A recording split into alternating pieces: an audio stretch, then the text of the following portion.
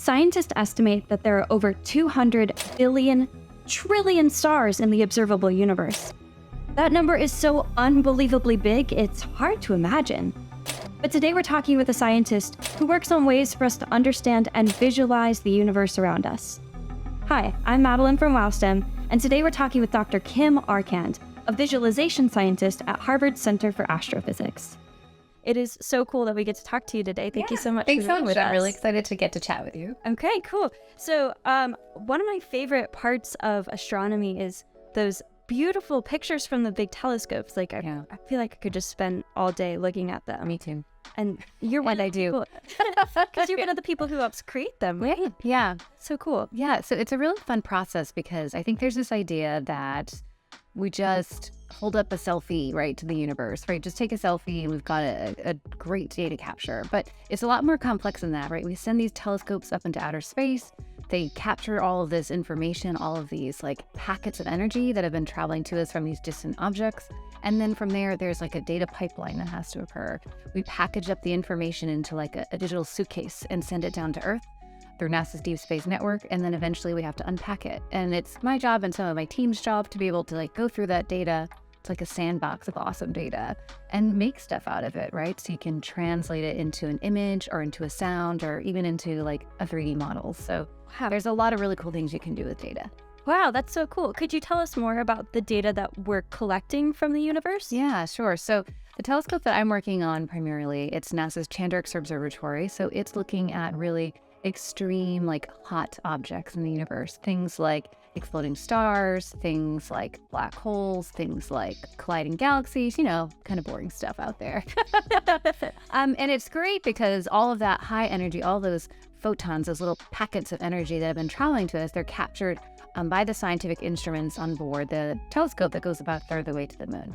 And then when that information is translated down to Earth, we then have to take it and unpack it and then create the plot or the spectral information, which is the fingerprint of the light, or create an image, for example, or create some other kind of output like I've talked about. So it's this really cool process of being able to capture information of things that we can't see, right? Because we can't see X-rays with human eyes, right? None of us were born with X-ray vision, not even Superman, right? So it's this idea that we have to translate it into something that we can use. So when you say X-rays, the Chandra X-ray telescope, are those the same X-rays that we use to look at broken bones? They are actually. So you can think of it as kind of the reverse process. So if you've ever been to a doctor or a dentist and they take an X-ray machine and they generate X-rays that then go through so that you can peer down to, say, the bone underneath your tissue or into your tooth to see a cavity, right? In the universe, it's these objects that are emitting X-rays, right? So things like exploding stars, things like black holes, they have this tremendous amount of energy and they can release X-ray photons, X-ray packets of energy. And that is what's being captured by this very special telescope that was specially designed with these really cool mirrors that are like these nested barrels, perfect to be able to capture that X-ray information. There's all different kinds of light in our universe. There's radio light, kind of on the cooler, less energetic side, all the way up to X-rays and gamma rays on the more the higher energy side. Mm-hmm. And optical or visible light, like humans can typically see, is right in the middle. So you need all of these different kinds of light to be able to figure out these puzzles of the universe. You can kind of think of it like if you had a piano and you only had middle C and a couple keys around it. Now try to play your favorite piece of music with just 4 keys on the piano. What's it going to sound like? Not very good. Not great, I think, unless you're really creative perhaps. But as soon as you look at all of those other different kinds of light in the universe, you're kind of filling in the rest of those keys. So if we only had that visible light, the optical light, to be able to look at our universe, it's like only having a few keys on the piano. But X-ray light and gamma ray light and radio light and infrared light, they fill in all the rest of those 88 keys, right? So you need the whole piano to make your really nice piece of music, just like you need all of those different kinds of light to be able to understand the universe.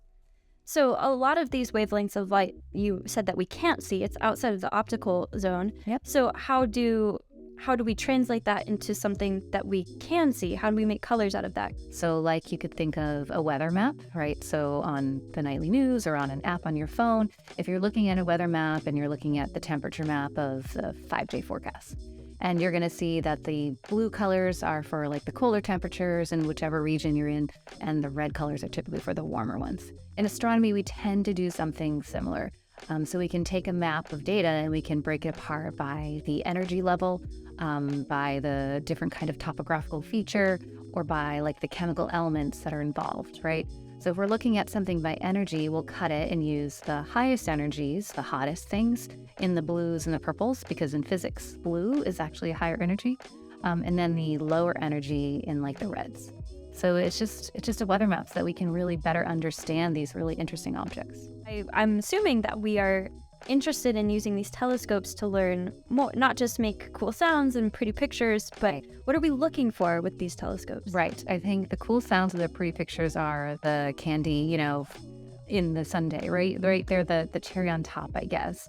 I mean, they're more than that, but they are definitely a huge bonus. But really, it's all about that sciencey goodness encapsulated in there, right? An image is just this translation of information into the visual form. But even before you get to the image, there are phases of that data when you're processing it into a plot, a light curve, some sort of spectral information. And all that sciencey goodness is wrapped up inside there. And it's telling you really important things, right?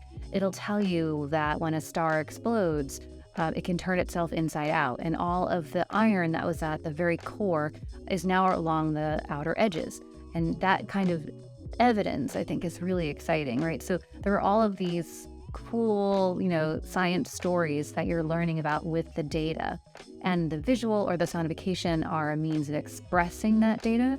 And we just think of these ways to like represent that data because, again, it's something none of us are able to see naturally, right? So I've read that some of the things that you look for are exoplanets. Could you tell us what an exoplanet is? Yeah, exoplanets are really fascinating objects because they are essentially planets outside of our solar system, so much farther than our own, sun and eight planets to go with it. What's very cool about that is I started working for the Chandra Observatory back in 1998, and exoplanets were like barely a thing then. So this telescope, Chandra, that was built, for almost 20 years up until the time of its launch in 1999. It wasn't designed to research exoplanets, right? And yet 20 years later, it's been in outer space for like over 20 years now. It's doing really interesting research on these types of objects, along with a host of other satellites as well, from the Kepler mission, for example, that was up and running until recently, to the TESS mission, to Hubble and the Webb and all of that. So there's a fleet of observatories that are able to research these new planets, new to us, I should say. And what's very cool about them is just the sheer number, right? So there are well over like 5,000 of them that have been confirmed in the nearby part of our Milky Way galaxy. But mathematically, that means there's probably, billions and billions more. So it's a lot of worlds to be checking out, a lot of worlds to see like what is happening there, a lot of worlds to explore, like could there be life? I don't know. It's some really cool questions. I'd love to hear about how you got to where you are today, like what brought you to science. I have to say though, I always loved science as a kid. I always had a lot of questions and I always wanted to like save the world. So, I can't say that I am saving the world, but that's what I wanted to do when I was a kid. And it always seemed like science was that sort of path to take to get there. But I also had this issue where I loved everything. I wanted to be a doctor. I wanted to be an environmentalist. I wanted to be a nurse. You name it, I wanted to be it. And that sounds like maybe a weakness. Maybe it is. But also it was a bit of a strength because I've been able to sort of sample interesting areas of a bunch of different fields and then like tie them up in a little bow in my existing work. And I've really enjoyed, I think, getting to do that. And I've always hated this idea that people can't be creative and scientific. And clearly you get to spend all day coding and working with data, but creating such visually interesting and to our ears interesting ways of processing data. Like what is that like? Does it? Yeah, I think it's nonsense that we have to kind of like know what we want to do. We go to school for that. We're done, right? Like that to me, I don't know. I don't really work with that many people that did that perfectly straight path, right? Myself and so many of my colleagues, like we've all taken a much more curvy path, and all of those curves, all of those pit stops they kind of give you the seasoning for your dish, right? They give you the layers of flavor that you're trying to build in your career. When you relegate yourself to just one area, it can be a little bit like tunnel vision. Whereas when you take the time to learn other things, it just lets you be more creative and connect ideas together to create something new. I definitely didn't think that I would be doing this when I was a kid. Like, I'm going to grow up and be a science data visualizer. I don't think anyone actually says that. But my job is all about finding these little pieces and then connecting them and, threading them into like a braid, essentially. And I really enjoy that. I love still getting to be creative.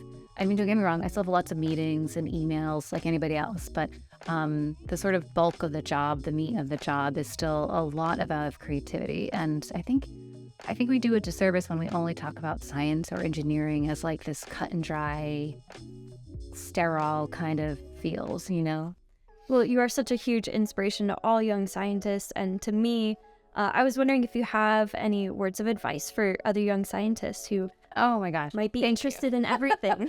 Thank you so much. That is really sweet to hear. And honestly, like that's the sort of thing that I know I'm not saving the world today, but like when you hear that you've had any sort of impact, it really does make a difference. And I think I always just like to think about how it's important to just keep trying. Like even when it gets hard, even when you think things are just not going well or you're not doing the best job, just keep trying, and being passionate about the area that you're working in just makes it so much easier, right?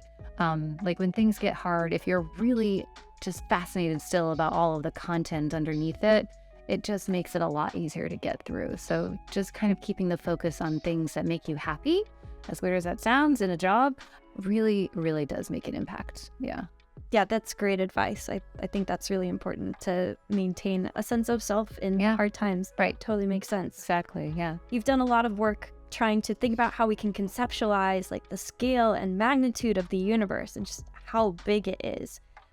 So I was wondering if you have like a universe fun fact, something that helps us understand how big the universe is and see everything in a new way. Yeah. So the universe is unimaginably big. Like I can't wrap my brain around hardly any of it.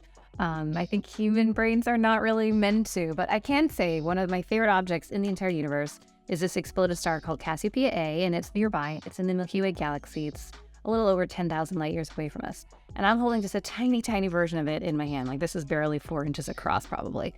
In actuality, this bad boy is about 40 million billion times the surface area of our sun and planets. And if you're like a Pluto diehard, you can toss that into the math. It won't make a difference. And it's scaled down, like, again, just this tiny version so you can hold it in your hands. So, when you're doing these representations, when you're making these things of objects in the universe, understanding the scale and the size of what is around us is incredibly hard, because this is just one exploded star in one little corner of our own Milky Way galaxy, and there are billions and billions of stars. Thank you so much for talking with us. I feel like I have a brand new appreciation for all of those pretty pictures of space and the way to think about how big the universe is and everything that could be out there. I feel like I learned a lot. Thank you so much. I'm so glad you guys came. Thanks again for stopping by.